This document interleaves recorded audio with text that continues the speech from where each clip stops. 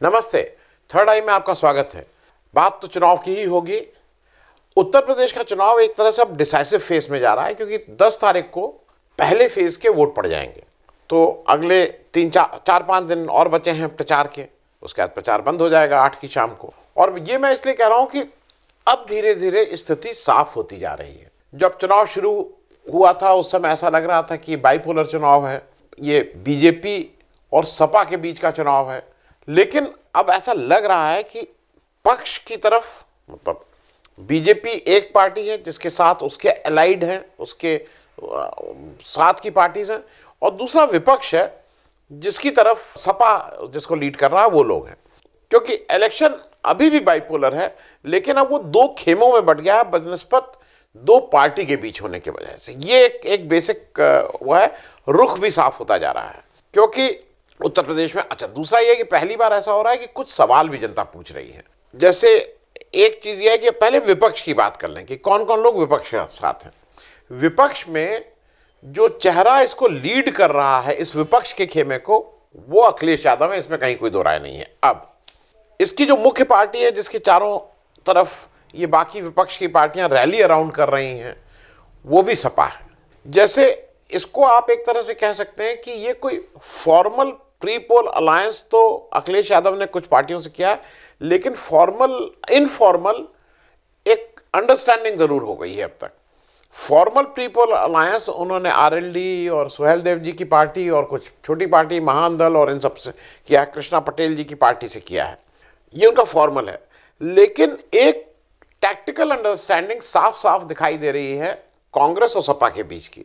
क्योंकि कांग्रेस ने भी बिल्कुल साफ किया था कि दो चीजें हैं, अगर प्रियंका गांधी उतरती हैं कहीं चुनाव में, तो अब वो पहले एक समय हो रहा था ना कि वो अखिलेश यादव को चैलेंज करेंगे। मुझे नहीं लगता है कि अब अखिलेश यादव को एज फार एज विपक्ष की इस समय 2022 के इलेक्शन की लीडरशिप की बात है, वो अखिलेश यादव इंटैक्ट है, उसमें कहीं कोई वो नहीं है। और प्रियंका गांधी ने भी अपना इंटेंशन क्लियर कर दिया है कांग्रेस का, अपना मतलब कांग्रेस का। एक तो उन्होंने साफ साफ कह दिया कि भाई अगर कोई पोस्ट पोल में कहीं ऐसी जरूरत पड़ती है सपा को, जब हमारे समर्थन की जरूरत उनको पड़े सरकार बनाने के लिए, तो वो उन्होंने ऑलरेडी अनाउंस कर दिया है। तो ये एक बड़ा है। वो अलग बात है कि कुछ लोग कह रहे हैं उनके पास सीट ही नहीं आएंगे, लेकिन नहीं आएंगी, लेकिन उन्होंने अपना इंटेंशन तो क्लियर कर दिया है। एक दूसरा, वो पूरी तरह से प्रचार में है। और एक बार जो बीच में लग रहा था कि वो प्रचार से हट गए, वो पूरी तरह से प्रचार में है। कल बारिश हो रही थी, उसमें भी वो घूम रही थी, प्रचार कर रही थी, डोर टू डोर कर रही थी, जो इस समय रिस्ट्रिक्शन के साथ जो भी करना है। और कल एक ऐसा भी पल आया जब अखिलेश यादव और जयंत चौधरी और प्रियंका गांधी का काफिला एक दूसरे के सामने आमने सामने आ गया। नॉर्मल टाइम्स में होता तो थोड़ा उसमें टेंशन रहता, लेकिन कल वो मैटर ऑफ सेलिब्रेशन था दोनों तरफ से। दोनों लोग एक दूसरे को क्रॉस किए, प्रियंका गांधी ने उनको हाथ हिला के उनका अभिवादन किया, थम्स अप किया, अखिलेश जी ने उनको और जयंत चौधरी जी ने उनका अभिवादन करके उनको, मतलब एक दूसरे के प्रति एक रिस्पेक्ट कह लीजिए, अफेक्शन कह लीजिए, वो दिखाया। और उसके बाद, क्योंकि आजकल तो सारा विमर्श, सारी बातचीत अब सोशल मीडिया से होने लगी है, तो सोशल मीडिया पे अखिलेश जी ने इस जो ये जो इंसिडेंट था या ये जो घटना थी उसका जिक्र किया, उन्होंने इसके बारे में बोला। और कुछ ही देर बाद उसके रिप्लाई में प्रियंका गांधी ने भी अपनी राम राम उनसे की। एक दूसरा इंसिडेंट भी बताऊं जिससे कुछ चीजें स्पष्ट हुई हैं। कांग्रेस ने टैक्टिकली अखिलेश यादव और शिवपाल यादव के सामने से अपने कैंडिडेट हटा दिए हैं। देखिए, करहल में अखिलेश यादव की बहुत साउंड पोजीशन है। ये पिछले 16-17 जो विधानसभा के इलेक्शन हुए हैं उसमें 2 बार ऐसा हुआ है कि ऑपोजिशन, मतलब कांग्रेस या किसी उसके कैंडिडेट जीते हो, नहीं तो आज तक वो समाजवादी कैंडिडेट जीते हैं या आपकी समाजवादी पार्टी या ऑपोजिशन के लोग जीते हैं। और वहां पे ऐसा कहा जा रहा है कि करीब 27% वहां पे यादव वोटर थे। अब 27% यादव वोटर की वजह से ही कांग्रेस की जो ज्ञानवती यादव जी थी, वो ऐसा लग रहा था कि वो थोड़ा जाके यादव वोट को डिस्टर्ब करेंगे। 1000 करेंगे कि 1000 अलग करेंगे वो अलग बात है, लेकिन कुछ भी तो उनको अलग हट जाने से एक चीज बहुत साफ है। एक तो बाय एंड लार्ज एक मैसेज बिल्कुल साफ साफ कांग्रेस का सब जगह चला गया है कि भाई अगर कहीं ऐसी स्थिति है कि जहां पे सपा का कैंडिडेट स्ट्रांग हो रहा है और इनके सपोर्ट से अगर वो जीत सकता है तो सपोर्ट कर दो, ये बिना कहे ये मैसेज चला गया है। दूसरा ये भी एक गुडविल जेस्चर है। तीसरा ये भी है कि अभी मैं एक चीज़ और इसमें बताना चाहूँगा, बीजेपी और खास करके अमित शाह जी उसको लीड कर रहे हैं, बिल्कुल लगातार हमलावर है आरएलडी के ऊपर। वो दो तरह से काम कर रहे हैं। एक तरफ तो वो आरएलडी को लुभाने का काम कर रहे हैं कि भाई आप आ जाइए, आप गलत जगह हैं, आप गलत जगह हैं। दूसरी तरफ उनके कुछ नेता आरएलडी को ये भी बताने की कोशिश में है कि बहुत अनरिलायबल पार्टी है, ये किसी के साथ भी जा सकती है, क्योंकि पास्ट में अजीत सिंह साहब मंत्री बनने के लिए कई बार उन्होंने नेगोशिएशन किया था। लेकिन यहां पे दो चीजें बता दूं। एक तो जयंत चौधरी ने बहुत मैच्योरली बिल्कुल अपनी पोजीशन स्पष्ट कर दी कि वो कहां है। उन्होंने बार बार ये प्रश्न कहा, उन्होंने अपने को किसान के साथ जोड़ दिया है। तो एक तो उन्होंने अपनी पोजीशन की है। एक चीज का मैं बात और बता दूं, क्योंकि जब ये बार बार कह रहे हैं तो लोगों के मन में एक सवाल और आ रहा है। अमित शाह की एक फेवरेट लाइन है जो वो जयंत चौधरी से पूछते हैं, अरे जयंत भाई, जब कल के दिन अगर सरकार बन भी गई तो अखिलेश के बगल में आप नहीं आजम खान नजर आएंगे, आप नहीं आजम खान नजर आएंगे। इसको वो काफी प्ले कर रहे हैं। पहली चीज मैंने पहले भी कहा है कि भाई उनकी पार्टी के हैं, उनके मतलब उनके एमपी हैं, उनके अगर जीतते हैं तो उनके एमएलए रहेंगे। तो अगर आजम खान उनके साथ नजर आ रहे हैं तो उसमें कौन सी गलत बात हो रही है, नहीं समझ आ रहा। जयंत चौधरी उनकी पार्टी के नहीं है, आजम खान सीनियर है जयंत चौधरी और मुलायम और अखिलेश यादव दोनों से। एक दूसरा, कोई इनसे जरा पूछे कि भैया 2014 में अडवाणी जी और मुरली मनोहर जोशी जी जब जीते थे, बगल में तो नजर आ रही थी स्मृति ईरानी, जो अमेठी से चुनाव हार के गई थी, जो जिनको एचआरडी मंत्री बना दिया था। जिस एचआरडी मंत्रालय में एक समय मुरली मनोहर जैसा एक विद्वान आदमी बैठता था, उसको आपने किसको दिया? आपने, मतलब यही चीज आप पे भी तो लागू हो रही थी। और आपने अपने जिन लोगों का उंगली पकड़ के आपने राजनीति में आए, जिन लोगों को ने गोवा की, वो याद है ना राष्ट्रीय कार्यकारिणी, अगर उस दिन अडवाणी जी आपके ढाल बन के आपके सामने नहीं खड़े होते मोदी जी, तो आपका एक तरह से पॉलिटिकल कैरियर का वहां दी एंड हो रहा था। अटल जी तो कह रहे थे राजधर्म की बात से, आपको हटाया जा रहा था वहां से। लेकिन उन अडवाणी जी को आपने कैसे पत्ता काटा, आपने उनको अपने को कैसे प्राइम मिनिस्टर कैंडिडेट बनवाया, अडवाणी जी कितना गुस्से हुए, सब मतलब ये कोई, मैं अपना ये डॉक्यूमेंटेड चीज है, सबको पता है, बीजेपी में कोई जाके पूछ ले। तो ये जो बार बार आप कह रहे हैं ना उनसे, जयंत चौधरी से, याद रखना, तो भैया तुम भी याद रख लो ना कि तुमने अपने लोगों का क्या किया था। खैर, अब जरा पक्ष की बात कर लें। पक्ष की बात मतलब जो बीजेपी वाला पक्ष है, जो सरकार का पक्ष है। एक चीज बहुत स्पष्ट हुई है, इधर 2-3 दिन से मायावती जी एकदम से आई हैं और वो प्रेस कॉन्फ्रेंस कर रहे हैं। देखिए, मायावती जी की स्टाइल ऑफ पॉलिटिक्स बिल्कुल फर्क है, उनकी स्टाइल ऑफ गवर्नेंस फर्क है। वो जब सरकार में आई भी थी तो वो चीफ मिनिस्टर ऑफिस से काम नहीं करती थी, वो घर से काम करती थी। उन्होंने 5 साल के कार्यकाल में 10 बार भी वो ऑफिस नहीं आई। उसी तरह से वो पार्टी भी अपना घर में बैठ के चलाती हैं, वो सड़क पे नहीं उतरती हैं। वो गई एक दिन में बड़ी रैली कर दी, आ गई। तो वो अभी आई हैं और उन्होंने बिल्कुल ये स्पष्ट कर दिया है कि वो सारा हमला समाजवादी पार्टी और कांग्रेस के ऊपर कर रही हैं। मतलब इस समय अगर बीएसपी के दृष्टिकोण से थोड़ी देर देख लिया जाए तो 2 बड़ी पार्टी हैं, एक बीजेपी और एक समाजवादी पार्टी। अगर सारा हमला आप समाजवादी पार्टी पे कर रहे हैं तो नॉर्मली ऐसा माना जाएगा कि आपका थोड़ा सॉफ्ट कॉर्नर बीजेपी के लिए है। जैसे कांग्रेस सपा के ऊपर उतनी हमलावर नहीं है जितनी हमलावर वो बीजेपी पे, कांग्रेस बीएसपी पे भी हमलावर उतनी नहीं है। लेकिन यहां पे मायावती जी पूरी तरह से हमलावर हैं। और अगर पोस्ट पोल के समय, इलेक्शन के बाद बीजेपी को कुछ विधायकों की जरूरत पड़ती है और उतने विधायक अगर आपके पास हैं तो आप किसकी तरफ जाएंगी, ये मोर और लेस सब साफ होता जा रहा है। एक और चीज बताऊंगा कि एक और व्यक्ति जो पिछली बार भी 2017 में भी आए थे, इस बार भी आए हैं, AIMIM के ओवैसी साहब आए हैं। 2 इंसिडेंट कोट कर लूं। कल उनकी गाड़ी के ऊपर हमला हुआ, वो गोली चलाई गई, गोली टायर पे मारी गई, गाड़ी के नीचे मारी गई, ये सब ठीक है, वो मैं उसमें नहीं कह रहा हूँ, क्योंकि कुछ लोग ये भी क्वेश्चन कर रहे हैं कि अगर भाई किसी की नियत होती है तो कहीं कोई नीचे मारता है गोली, गोली ऊपर मारी जाती है शीशे पे। खैर, उनके ऊपर हमला हुआ। पहली चीज, हमला होने के तुरंत कुछ घंटों के बाद उनको जेड कैटेगरी की सिक्योरिटी दे दी गई गृह मंत्रालय द्वारा। तो गृह मंत्रालय ऐसे देता है, गृह मंत्रालय तो कोई मंत्री पद से हटता है, उसका मतलब अगर उसने बीजेपी छोड़ी तो 2 मिनट के अंदर उसकी सिक्योरिटी को डाउनग्रेड कर दिया जाता है, विड्रॉ कर लिया जाता है। ये हम सब ने देखा है। तो अगर यहाँ ओवैसी साहब को तुरंत सिक्योरिटी दी जा रही है तो किसका सॉफ्ट कॉर्नर किसके प्रति, ये बहुत साफ हो रहा है। दूसरा, इससे ज्यादा इंपॉर्टेंट बात, जो लोग पकड़े गए हैं और सीसीटीवी कैमरे में जो आ गए, उसमें से 2 लोग पकड़े गए हैं। उसमें से एक मिस्टर सचिन है, सचिन जी की फोटो आ गई है। सचिन जी बिल्कुल ठेठ बीजेपी के कार्यकर्ता हैं, उनकी सारी फोटोज हैं, वो आप भी देख लीजिए। तो अगर सचिन जी बीजेपी के कार्यकर्ता हैं और अगर सचिन जी द्वारा ये गोलियां चलाई गई हैं, तो इससे वो क्या करना चाहते थे, ये नीयत भी साफ हो जा रही है।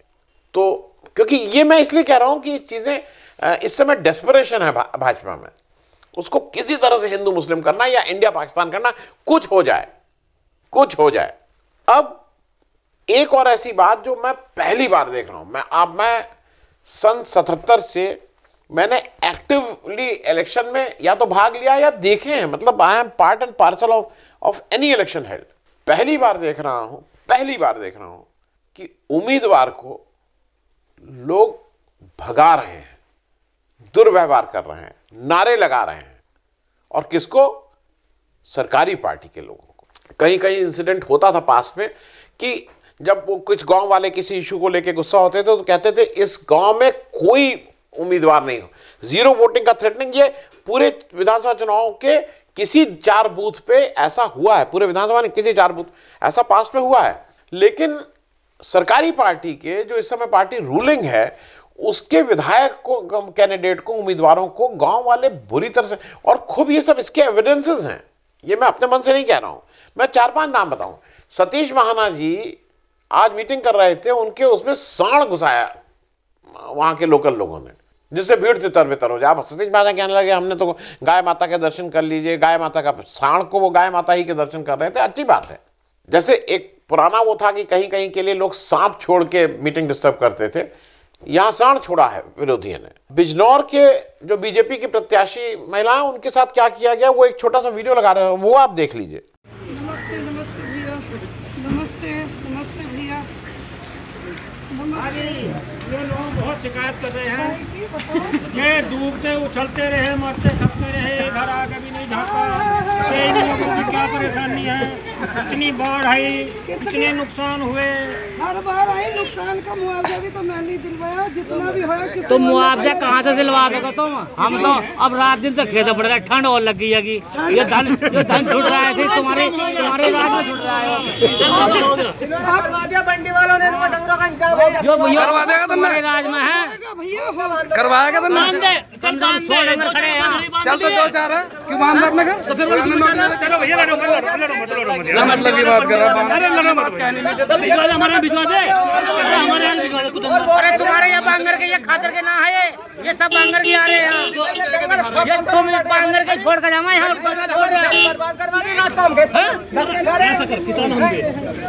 Keshav Maurya ji, deputy chief minister, उनको अपनी कंस्टिट्यूंसी में क्या क्या फेस करना पड़ा है। सुरेंद्र चौधरी जी, बीजेपी के एमएलए, उनको क्या फेस करना पड़ा है। गौरी शंकर वर्मा जी उरई से, उनको अपने क्षेत्र में ये प्रदर्शन हैंडल करना पड़ा है। देवेंद्र सिंह लोधी, ये सयाना से, इनको फेस करना पड़ा है। मनिंदर पाल सिवाल से, इनको, मैं ये कह रहा हूं, ये कुछ नाम है। बहुत जगह बीजेपी के उम्मीदवारों को जब वो जा रहे हैं अपनी कंस्टिट्यूंसी में, अपने क्षेत्र में, तो लोगों का गुस्सा है। और इस गुस्से का मुझे ऐसा लगता है 2 मूल कारण है। एक तो किसान वाला मामला है ही, किसान की वजह से। दूसरे 2 कारण मेरे हिसाब से और हैं किसान के अलावा। एक, महंगाई और बेरोजगारी, इसमें कोई 2 राय नहीं कि उससे आदमी त्रस्त है। और दूसरा, कहीं ना कहीं वो कोरोना भी है, क्योंकि कोरोना में बहुत से लोगों ने अपने नियर डियर, अपने बिल्कुल घर के लोगों को खोया है। वो गुस्सा कहीं ना कहीं है, और खोया इसलिए है क्योंकि सरकार का कुप्रबंध था, सरकार का टोटल मिसमैनेजमेंट था।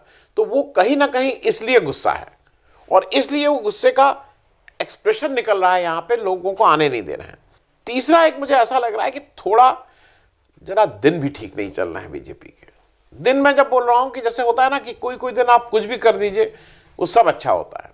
अब निर्मला सीतारमण जी बजट का काम कर रही थी, उसमें उन्होंने एक अपना बोल दिया, ये यूपी टाइप लोग, वो किसी को भी बुरा लगेगा। ये यूपी टाइप क्या होता है, ये यूपी टाइप क्या होता है भाई? तो ये किसी भी एवरेज यूपी वाले को, वो अगर मान ली भाजपा के पक्ष में नहीं है, भाजपा सपा के पक्ष में नहीं है, एवरेज है, एक न्यूट्रल आदमी है, आपको कोई इस तरह से यूज करे वो नहीं अच्छा लगेगा किसी को भी। दूसरा, वो जो रेलवे रिक्रूटमेंट बोर्ड का एक झमेला हुआ, उसमें लड़कों की जिस तरह से पिटाई हुई और वो जो पूरा प्रोसेस हुआ, उसमें बहुत साफ तौर पे आ गया कि बेरोजगारी की पराकाष्ठा और सरकार कितनी असंवेदनशील है, और सरकार इसको कैसे सारी चीजें इलेक्शन से देख रही है। 2019 में आपने वैकेंसीज निकाली, 1.25 करोड़ लोगों से आपने 500-500 रुपया लेके एप्लीकेशन फीस लेके आपने एग्जामिनेशन किया। 2022 में अभी आपने निकाला। अब जब ये हल्ला मचा है तो आपने धीरे से कमेटी बना के, जिससे इमीडिएट इलेक्शन पे असर ना हो, कहा कि 3 मार्च तक उसका जवाब देंगे। फिर मैं ये भी कहूंगा, क्योंकि ये इस समय बीजेपी के राहुल गांधी का जो पार्लियामेंट में एक भाषण है वो ऐतिहासिक है, और उसकी वजह से फिर मैं कह रहा हूं, एक बहुत से न्यूट्रल लोग जो ना इधर है ना उधर हैं, और वो जो एक अपने को सो कॉल्ड बुद्धिजीवी, जो उन लोगों को कहीं ना कहीं वो भी लगाए कि भाई ये बात तो ठीक कह रहे हैं। खराब नहीं है कि जैसे मोदी जी का टेलीप्रॉम्प्टर में, भाई मोदी जी इतना अच्छा बोलते हैं, वो टेलीप्रॉम्प्टर में अटक गए, लड़की पढ़ाओ लड़की पटाओ टटाओ बोलने लगे, तो वो उनके अगेंस्ट जा रहा है। और एक चीज चलते चलते मैं जरा 2 आपको फिगर दे दूं। एक परसेप्शन जो मैंने कहा था ना कि वहां बीएसपी का ज्यादा ऐसा लग रहा है कि वो थोड़ा उसका झुकाव या उसके एक्शन की वजह से, हम ये नहीं कहेंगे, चलिए ये नहीं कहेंगे झुकाव, उसके एक्शन की वजह से कहीं ना कहीं बीजेपी का फायदा हो रहा है। मैं एक फिगर दे दूं और उसके बाद जो उनकी ऑफिशियल साइट से मैंने ये निकाला है। ऑफिशियल साइट में बीएसपी की अभी तक 193 टिकट उन्होंने डिस्ट्रीब्यूट किए हैं, 193, उसमें से 52 मुसलमानों को उन्होंने टिकट दिए हैं। कितने? रफली 27% मुसलमानों को। अच्छा, अब एक जनरल परसेप्शन क्या कहा जाता है, मौलाना मुलायम, माई मतलब मुस्लिम यादव, ये सब कहा जाता है ना, जिसको अब अखिलेश यादव कहते हैं कि नहीं वो महिला यूथ है, उसका मतलब माई का मतलब महिला एंड यूथ। सपा ने, जिसके ऊपर यह आक्षेप लगता है कि वो मुस्लिम परस्त है, उसने 253 में 40 लोगों को, मुसलमानों को टिकट दिए हैं। परसेंटेज के टर्म्स में बीएसपी ने करीब 27% लोग मुसलमानों को टिकट दिए हैं, सपा ने करीब 15% लोगों को। कहना यह है कि ये बीएसपी ये जानती है कि अगर उसके मुसलमानों के वोट वो काट रही है तो ये वो वोट है जो किसी भी हालत में भाजपा को नहीं मिलने वाले थे। तो इसलिए ऐसा लग रहा है कि इस समय जो वोट बीएसपी में जो मुसलमानों के कटेंगे उसका वो नुकसान सपा का होगा। अब ये दूसरी बात है कि ये जो वोट बीएसपी अपने कंसोलिडेट कर रही है, वो शेड्यूल कास्ट वोट क्या भाजपा की जगह सपा में जाते, वो एक अभी क्वेश्चन थोड़ा ओपन है। चलते चलते एक अंतिम बात जरूर कर लूं कि अब केवल बीजेपी के पास विकास तो उसका कोई मतलब ही नहीं है, 2 एजेंडा रह गए हैं जिसपे वो थोड़ा, एक तो हिंदू मुस्लिम इंडिया पाकिस्तान एक करने की पूरी पुरजोर कोशिश है, कितना सफल होंगे नहीं होंगे, एक उसी से वो निकालना है लॉ एंड ऑर्डर। वो दिखा रहे हैं कि मुसलमानों के कितने, वो मुख्तार अंसारी, अतीक, ये सब नाम बार बार लिए जा रहे हैं। 5 साल में भाई आपकी सरकार थी, केंद्र में आपकी सरकार है, मुख्तार अंसारी के ऊपर ट्रायल करके क्यों नहीं उसको अभी तक सजा आपने दिलवाई? अतीक के ऊपर क्यों नहीं ट्रायल पूरा किया? कोई ये भी तो पूछे ना। नहीं, क्योंकि उनको यूज करना है, तो वो एक मन में परसेप्शन कर रहे हैं कि नहीं सारे गुंडों को हमने ठीक किया। वो एक ऐसी जगह है जहां पे कुछ लोग आपको मिल जाएंगे जो कहेंगे हाँ भाई ये बात तो है, लॉ एंड ऑर्डर ठीक था, जबकि जो डेटा है, जो ग्राउंड रियलिटी है, वो साफ दिखा रही है कि लॉ एंड ऑर्डर की स्थिति अच्छी नहीं है। अगली बार इसी तरह की कोई और बात पे हम लोग बात करेंगे, उत्तर प्रदेश के चुनाव की या 5 राज्यों के चुनाव की। चलते चलते एक बात कह दूं जो आज शुरू में नहीं कहा, आप लोगों से फिर से एक बार आग्रह है, हमारे चैनल को सब्सक्राइब करिए। इसके मेंबरशिप प्लान है, उस मेंबरशिप प्लान में मेंबरशिप ले लीजिए, कुछ हर महीने का कुछ एक आर्थिक सहयोग देना होगा, और नहीं तो अगर आप 1 टाइम सपोर्ट करना चाहते हैं तो नीचे उसका डिस्क्रिप्शन दिया है, एक बार में भी कुछ आर्थिक सहयोग कर सकते हैं। थैंक यू सो मच, बहुत बहुत धन्यवाद।